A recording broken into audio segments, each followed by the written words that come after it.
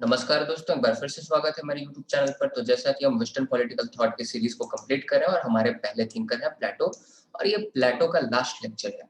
इसमें हम प्लेटो के आदर्शात्मक राज्य जो है उसकी विशेषताओं के बारे में चर्चा करने वाले हैं और उसके क्या आलोचनाएं होती हैं उसके बारे में चर्चा करने वाले हैं। That is the Plato's ideal state and features and criticism related to the Plato's ideal state. तो ये लेक्चर में सभी चीजें रिपीट होने वाली हैं। अब प्लेटो के आइडियल स्टेट के बारे में मैं कई दफा चर्चा कर चुका हूँ।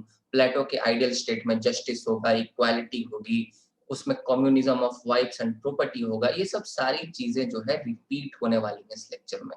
तो इसीलिए इसे मैं शॉर्ट में कवर करने वाला हूँ। बस मैं इस लेक्चर के माध्यम से आपको ये बताना चाहता हूँ कि आपको आंसर किस तरह से लिखना है, और फ्यूचर में मैं आपसे एक्सपेक्ट करूंगा कि आगे जैसे मैंने हॉब्स को कंप्लीट कराया, फॉर इंस्टेंस जैसे मैंने लॉक को कंप्लीट कराया, तो उसके बाद आप अगर क्वेश्चन आए कि भाई लॉकियन स्टेट के क्या फीचर्स हैं या हॉब्सियन स्टेट के क्या फीचर्स हैं, तो आप एग्जाम में ये ना सोचे कि भाई ये तो हमने पढ़ा ही नहीं है। जब आपने पूरी राम कहानी पढ़ ली हॉब्स से रिलेटेड या लॉक से रिलेटेड, या अभी का अगर एग्जाम्पल है प्लेटो से रिलेटेड, तो इनके आइडियल स्टेट के बारे में लिखने में कोई ज्यादा परेशानी नहीं होनी चाहिए। लेकिन फिर भी ये आपका पहला सीरीज का पहला थिंकर है प्लेटो, इसीलिए मैं इनके बारे में आपको बता देता हूँ। तो चलिए शुरू करते हैं। जो प्लेटो का थ्योरी ऑफ आइडियल स्टेट है, तो मैंने पहले भी डिस्कस किया है कि प्लेटो का जो आदर्शात्मक राज्य है वो कुछ भी नहीं बल्कि इंडिविजुअल रिट लार्ज है। मतलब एक व्यक्ति में जो विशेषताएं हैं उसी का मैग्निफिकेशन है, ठीक है, उसी को है सो मैग्नीफाई कर दिया गया है। एग्जाम्पल के तौर पे प्लेटो कहते हैं कि जैसे एक ह्यूमन बीइंग में 3 एलिमेंट होता है, जैसे एक मानव में 3 तत्व होते हैं, जैसा कि हमने डिस्कस किया था। यहाँ स्पेलिंग गलत है, यहाँ रीजन होगा REASON। जैसे रीजन, स्पिरिट और एपेटाइट। रीजन किसमें होता है? तो रीजन जिसमें होता है वो फिलोसफर बनता है, ठीक है, अर्थात वो रूलिंग क्लास का पार्ट बनता है। जिसमें करेज होता है वो सोल्जर बनता है, वॉरियर क्लास का पार्ट। और जिसमें एपेटाइट होता है वो प्रोड्यूसिंग क्लास का पार्ट बनता है। ये सब हम सब डिस्कस कर चुके हैं। तो प्लेटो कह रहे हैं कि जिस प्रकार से एक व्यक्ति में 3 तत्व होते हैं, उसी प्रकार से एक व्यक्ति के तरह ही राज्य के भी 3 तत्व होते हैं। राज्य के कौन से 3 तत्व हैं? तो राज्य के 3 तत्व हैं फिलोसफर, सोल्जर और वर्कर्स। यही 3 तत्व हैं। और ये 3 तत्व कुछ भी नहीं बल्कि व्यक्तियों के कैरेक्टरिस्टिक्स, व्यक्तियों के विशेषताओं का एक आपका लार्जर स्केल पे एक तरह से आप कह सकते हैं एक्सप्रेशन है, एक लार्जर एक्सप्रेशन है। इसीलिए कहा जाता है कि जो स्टेट है that is nothing but the individual writ large, कि जो व्यक्ति है, व्यक्ति के विशेषताओं को ही अगर आप बड़ा कर देंगे तो वही एक राज्य की स्थापना हो जाती है अकॉर्डिंग टू प्लेटो। क्योंकि आप देखिएगा कि जितने भी लोगों में रीजन है सब फिलोसफर है, स्पिरिट वाले सोल्जर है और एपेटाइट वाले वर्कर्स है। तो ये आपका कुल मिला के प्लेटो का कॉन्सेप्ट है। उसके बाद जैसा कि मैंने आपको बताया कि प्लेटो का जो आइडियल स्टेट है उसमें ऐसे व्यक्ति जिनमें रीजन डोमिनेट करता है वे फिलोसफर्स बनते हैं, अर्थात वे रूल करते हैं सोसाइटी को, स्टेट को। जिनके अंदर स्पिरिट डोमिनेट करता है वे सोल्जर्स रहते हैं, और जिनके अंदर एपेटाइट रहता है, डिजायर रहता है, वे वर्कर क्लास अर्थात उत्पादक वर्ग का हिस्सा होते हैं। ये सब हम डिस्कस कर चुके हैं। प्लेटो के अनुसार राज्य जो है अस्तित्व में क्यों आया? तो प्लेटो के अनुसार राज्य अस्तित्व में आया मानव के बेसिक नीड्स के कारण। जो मानव की जो जरूरतें हैं उनको पूरा करने के कारण। कोई भी व्यक्ति अपने आप में जो है सभी चीज को करने में सक्षम नहीं रहता, वह अपनी बेसिक नीड्स को खुद से नहीं पूरा कर सकता, ठीक है। इसीलिए सभी लोगों के बेसिक नीड्स को पूरा करने के लिए स्टेट अस्तित्व में आया, ठीक है। हम आगे देखेंगे, प्लेटो कहेंगे कि स्टेट जो है वह अस्तित्व में आया है for the existence of life, कि अर्थात जीवन के लिए जो राज्य है वह अस्तित्व में आया और राज्य कंटिन्यू किया, अर्थात राज्य आगे चलता गया निरंतर गुड लाइफ के लिए, अर्थात एक अच्छे जीवन, एक सुखमय जीवन के प्राप्ति के लिए। तो 3 कौन कौन से ऐसे बेसिक नीड्स हैं जो कि इंडिविजुअल, हर एक इंडिविजुअल खुद से नहीं पूरा कर सकता, उसके लिए और भी सभी चीजों की जरूरत पड़ती है, स्टेट की जरूरत हमें पड़ेगी। आप देखिएगा तो हर एक इंडिविजुअल जो है उसके इकोनॉमिक नीड्स होते हैं, ठीक है, उसको भोजन चाहिए होता है और उसके और भी बहुत सारे नीड्स होते हैं, और हर एक इंडिविजुअल ये चीज को खुद से पूरा नहीं कर पाता। दूसरी तरफ आप देखिएगा तो हर एक व्यक्ति जो है अपने आप को प्रोटेक्ट नहीं कर पाता है, ठीक है? और इसीलिए स्टेट जो है वह चाहिए उनके सिक्योरिटी के लिए, ठीक है? और साथ ही साथ आप देखिएगा तो जो तीसरा नीड है कि गवर्नमेंट या अथॉरिटी होना चाहिए to look after the smooth functioning of the society, ताकि जो राज्य है, जो समाज है, उसका सही तरह से स्मूथ फंक्शनिंग हो सके, समाज और राज्य सही तरीके से काम करे स्मूथली। तो ये 3 नीड होते हैं हर एक इंडिविजुअल के, आप देखिएगा ह्यूमन बीइंग्स के, यही 3 चीज़ें वह चाहता है अकॉर्डिंग टू प्लेटो। और आप देखिएगा कि जो प्लेटो का आइडियल स्टेट है, वह इन तीनों नीड्स को पूरा करता है। देखिए जो वर्कर क्लास है, वो इकोनॉमिक नीड्स का ख्याल रखेंगे, जो सोल्जर्स हैं वह प्रोटेक्ट करेंगे, और जो फिलोसफर है वह रूल करेगा और ये स्मूथ फंक्शनिंग ऑफ सोसाइटी को इंश्योर करेगा। आगे प्लेटो कहते हैं कि राज्य जो है वह सेक ऑफ लाइफ के लिए है, मतलब राज्य अस्तित्व में क्यों आया? जीवन के लिए राज्य अस्तित्व में आया, ठीक है? ताकि जो जीवन है, जीवन जो है वह यहाँ रह सके, एग्जिस्ट कर सके, ठीक है? और राज्य कंटिन्यू किया क्योंकि अच्छा जीवन लोगों को चाहिए था फॉर द गुड लाइफ। तो इसीलिए कहा जाता है state came into the existence for the sake of life and continued for the good life. और अल्टीमेट ऑब्जेक्टिव जो है प्लेटो के आइडियल स्टेट का, वह है गुड लाइफ और गुडनेस, कि मनुष्य को सुखमय जीवन प्रदान करना। This is the ultimate goal of Plato's ideal state. तो अब हम फीचर्स देखेंगे और बहुत जल्दी-जल्दी देखेंगे। तो हमने देखा कि प्लेटो का आइडियल स्टेट को रूल कौन करेगा? फिलोसोफर किंग रूल करेगा। फिलोसोफर किंग कौन है? तो ऐसा इंडिविजुअल है जिसके अंदर विजडम है, जो कि बहुत ज्ञानी है, जिसके अंदर रीजन डोमिनेट करता है, ठीक है? और जैसा कि प्लेटो कहते हैं, मैंने पहले भी डिस्कस कर रखा है पिछले लेक्चर्स में, कि स्टेट तब तक एक आइडियल इंस्टीट्यूशन, एक आदर्शात्मक संस्थान नहीं बन सकता जब तक या तो फिलोसफर्स स्टेट को रूल करें, या तो फिर जो स्टेट्स को रूल कर रहे हैं जो किंग, वह फिलोसफर्स बन जाए। तो यही चीज लिखा हुआ है according to Plato, state can not become an ideal institution until philosophers become the king, or kings, the existing king which are ruling, they would turn into the philosopher। तो ये चीज है पहला फीचर। दूसरा स्कीम ऑफ एजुकेशन, मैंने इसके बारे में बहुत डिटेल में आपको बता रखा है। प्लेटो के आइडियल स्टेट जो है वह एक सिस्टमैटिक और प्रोग्रेसिव स्कीम ऑफ एजुकेशन पर आधारित है। ये जो स्कीम ऑफ एजुकेशन है, इसका सबसे मेन काम है सेग्रीगेट करना, ये पता लगाना कि भाई कौन फिलोसोफर किंग बनेगा, कौन सोल्जर बनेगा, कौन वर्कर क्लास का पार्ट होगा, ठीक है? तो पहचानने के लिए, आइडेंटिफाई करने के लिए फिलोसोफर्स को, सोल्जर्स को और वर्कर्स को, ठीक है? और अगर इसके अलावा भी देखें तो एजुकेशन इसलिए प्लेटो के आइडियल स्टेट में दिया जाता था ताकि फिजिकल टफनेस के साथ स्पिरिचुअल सॉफ्टनेस को इंश्योर किया जाए। मैंने आपको बताया था कि जो आपका बेसिक एजुकेशन होता था, बेसिक एजुकेशन का जो आपका सेकेंड सब स्टेज था 6 साल से 18 साल की उम्र में, यहाँ बच्चों को जिम्नास्टिक भी सिखाया जाता था और यहाँ बच्चों को म्यूजिक भी सिखाया जाता था। So the music was for the spiritual softness and the gymnastic was for the physical toughness. तो ये चीज है salient feature of platonic ideal state. आप सभी ये सब चीजों को जानते हैं, आप सब पढ़ चुके हैं पहले कि भाई प्लेटो के आइडियल स्टेट को रूल फिलोसोफर किंग करेगा। प्लेटो के आइडियल स्टेट में एक सिस्टमैटिक और प्रोग्रेसिव स्कीम होगा एडुकेशन का। प्लेटो का आइडियल स्टेट जो है वह जस्टिस पे आधारित होगा, जस्टिस के प्रिंसिपल पे बेस्ड होगा। और क्योंकि प्लेटो का मानना है कि बिना जस्टिस का जो आइडियल स्टेट है वह सरवाइव नहीं कर पाएगा। और प्लेटो के लिए जस्टिस का मतलब क्या है? गुण, virtue. For Plato justice means virtue. अगर हम एरिस्टोटल को आगे पढ़ेंगे तो एरिस्टोटल के लिए आप देखिएगा कि इनके लिए सिर्फ वर्चू नहीं है justice. For Aristotle the justice is virtue in action. इसके बारे में हम डिटेल में डिस्कस करेंगे, ठीक है? तो आप सिंपल वर्ड्स में देखें तो जस्टिस क्या है प्लेटो के अनुसार?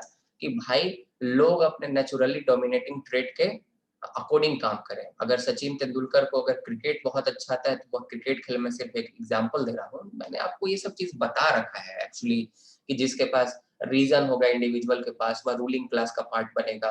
जिसके पास आपका स्पिरिट और करेज होगा, सोल्जर बने, मतलब जिसमें जो डोमिनेटिंग ट्रेट है। अब ऐसा नहीं कि किसी में स्पिरिट और करेज है तो उसको वर्किंग क्लास में डाल दो, और जो डरपोक है, स्पिरिट करेज नहीं है, उसको वर्किंग क्लास से टांग कर बोलो कि चल तू चल के बॉर्डर पे लड़ाई कर। तो ये सब मैं डिस्कस कर चुका हूँ। तो जस्टिस जो है that is the part and parcel of the platonic ideal state. उसके बाद थ्योरी ऑफ एडुकेशन में मैंने डिस्कस किया था कि मेन और वुमेन दोनों को इक्वालिटी है प्लेटो के आइडियल स्टेट में, ठीक है। मेन और वुमेन को इक्वल स्टेटस मिलता है और इक्वालिटी है।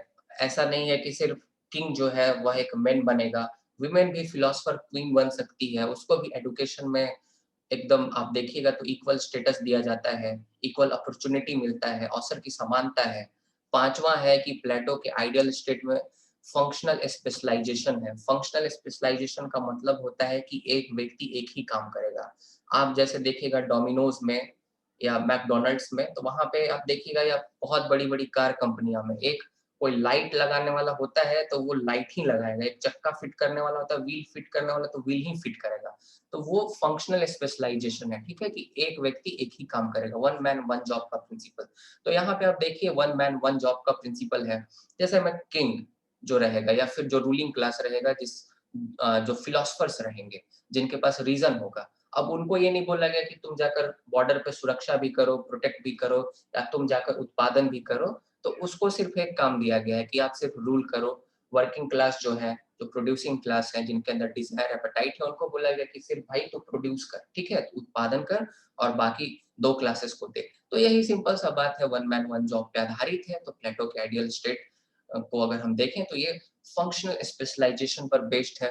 उसके बाद communism of wife and property मैंने आपको बताया, this is the part and parcel of the platonic ideal state. Okay, platonic ideal state में सिर्फ वर्किंग क्लास जो है वही फैमिली और प्राइवेट प्रॉपर्टी को रख पाएंगे, और गार्डियन क्लास जो है सोल्जर और फिलोसफर्स, ये जो है ये प्राइवेट फैमिली और प्राइवेट प्रॉपर्टी नहीं रख सकते, मतलब इनके लिए ही communism of wife and property है। और जो चिल्ड्रन होंगे इनके, मतलब जो गार्डियन क्लास के, ये स्टेट के द्वारा जो है इनका ध्यान रखा जाएगा, एडुकेशन दिया जाएगा, ट्रेनिंग दिया जाएगा।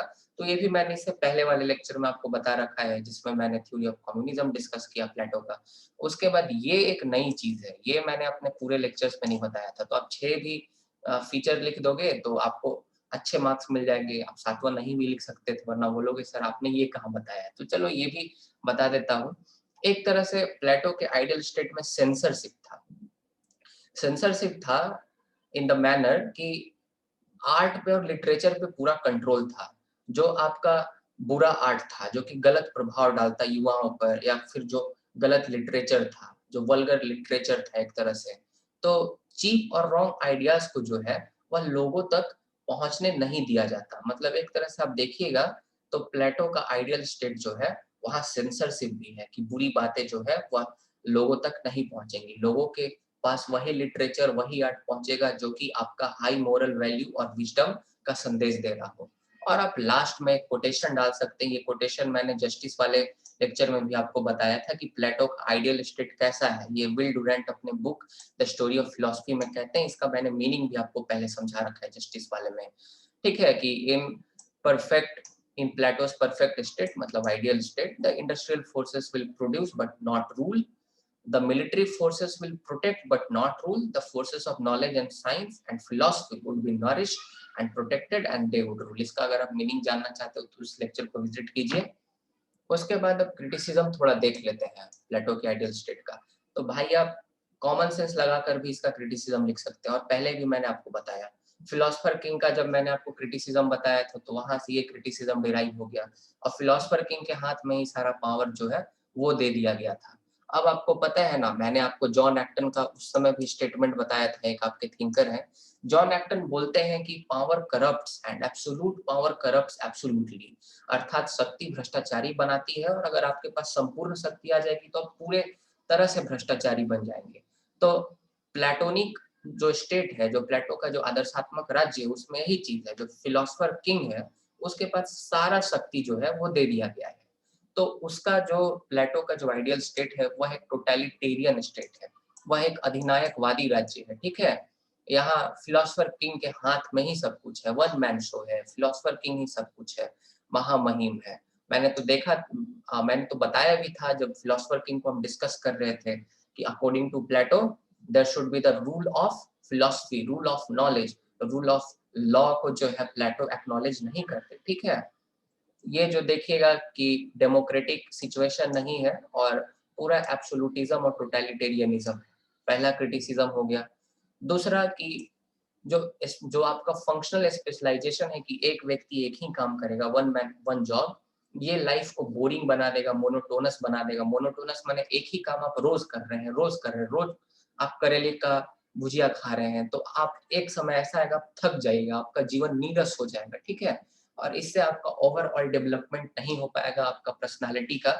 हो सकता था कि कोई व्यक्ति में करेज भी उतना होता जितना उसके अंदर डिजायर होता। और जैसा कि मैंने आपको जस्टिस वाले लेक्चर में बोला भी था कि प्लेटो का क्रिटिसिज्म होता है कि एक एवरेज जो आदमी होता है उसके अंदर में डिजायर, रीजन और स्पिरिट इक्वल होता है।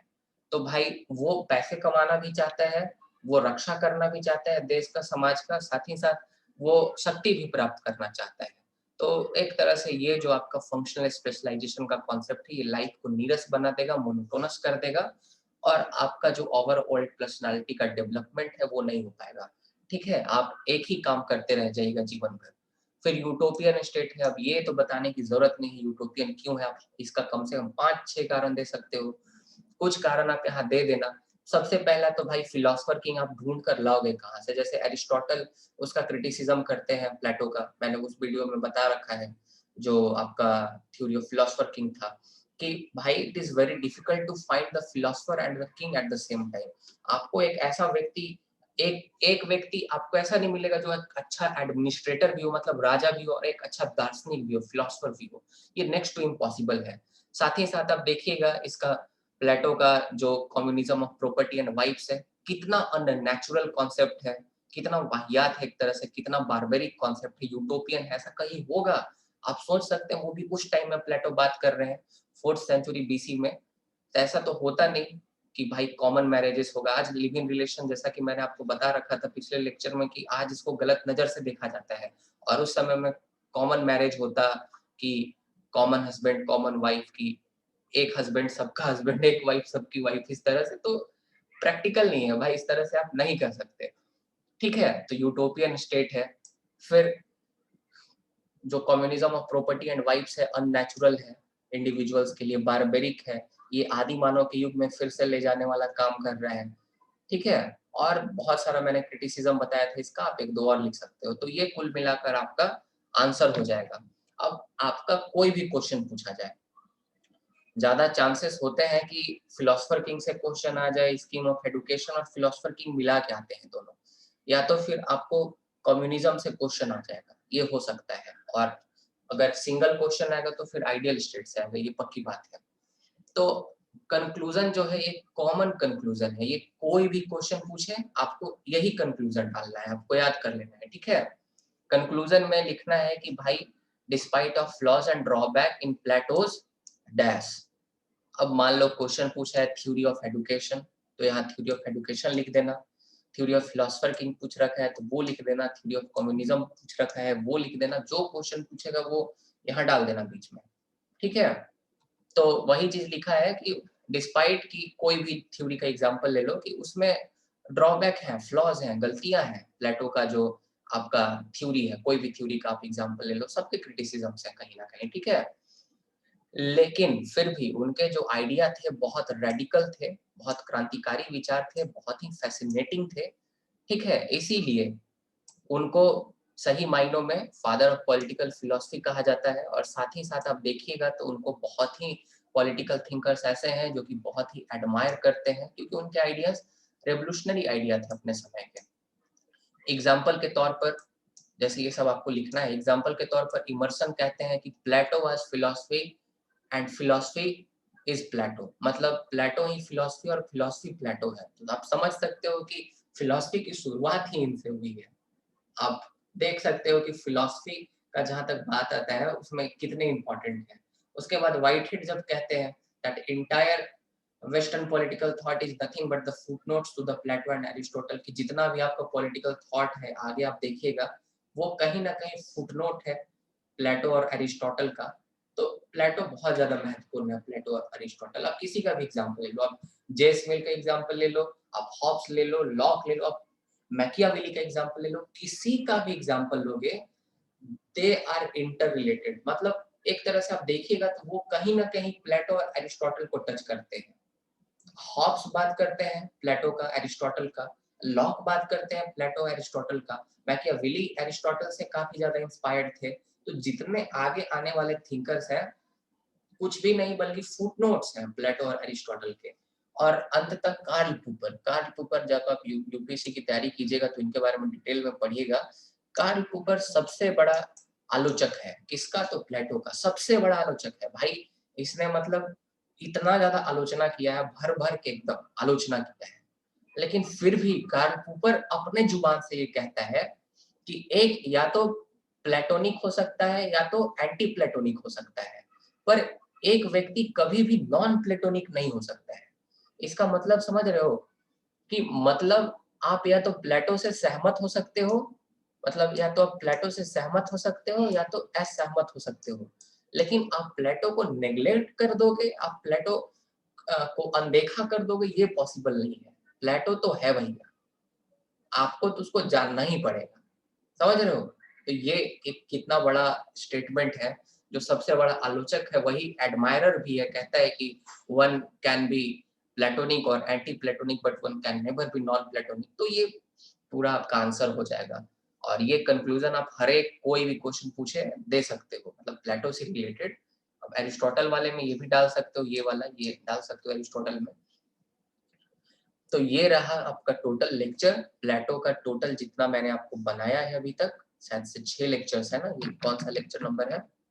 हाँ, ये 6 लेक्चर नंबर है। तो आप सब लेक्चर्स को देखिए और मुझे उम्मीद है कि आपको पूरा लेक्चर सीरीज पसंद आ रहा है। अगर लेक्चर सीरीज पसंद आ रहा है तो भाई सपोर्ट जरूर कीजिए मेरे को, please please I request you. Like कीजिए वीडियो को, शेयर कीजिए दोस्तों के साथ, सब्सक्राइब कीजिए। और अगर आप मेरे रेगुलर व्यूअर हैं तो आप अगर 10 रुपीज पर मंथ मेरे को अगर कंट्रीब्यूट करते हैं तो वो मेरे लिए एक बहुत बड़ा हेल्प हो जाएगा। बस महीने में एक दिन का समोसा का सैक्रिफाइस करना है। तो आप जब तक अगर मेरे से पढ़ रहे हैं सेमेस्टर 5, सेमेस्टर 6, 2 महीने, 4 महीने, तो 10 rupees per month will be not the big deal. और मैं जो आपको नॉलेज दे रहा हूँ, I think this is exceptional knowledge, आपको और कहीं यूट्यूब पे नहीं मिलेगा। इसके लिए आपको हजारों हजारों कम बोलिए लाखों खर्च करने पड़ सकते हैं। जब आप पीएसआईआर की क्लास करेंगे बड़े बड़े इंस्टीट्यूट्स में, जीएस स्कोर में करेंगे, या फिर और भी विजन आईएएस और भी बहुत सारे इंस्टीट्यूट्स हैं। तो इतना तो भाई आप कम से कम कर ही सकते हो। तो ठीक है भाई, मिलते हैं अगले लेक्चर में। तब तक के लिए बहुत बहुत धन्यवाद और अपना ख्याल रखें।